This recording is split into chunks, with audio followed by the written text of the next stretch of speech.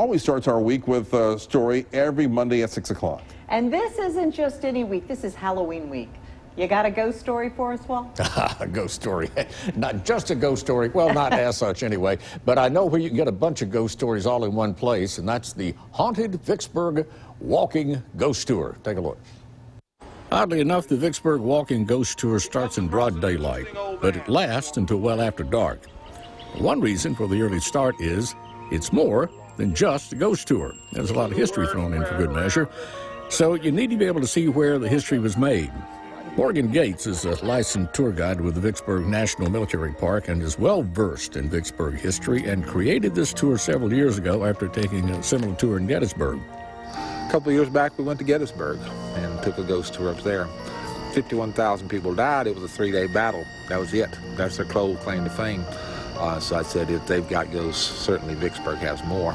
The shadows are filling in, and the fast-fading light is evaporating ever higher in the sky and farther toward the western horizon, following the sunken sun by the time the group gets to the Duff Green Mansion to hear the amputations that happened in the kitchen there during the siege. And the hand-laid bricks of the Vicksburg streets are beginning to cool by the time the group gets down the street to Anchuka.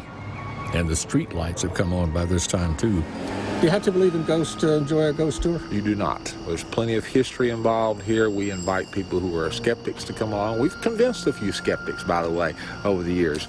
During the course of the tour, some participants began to tell of their own ghostly experiences. And we're told of the experiences participants have had while walking on this tour.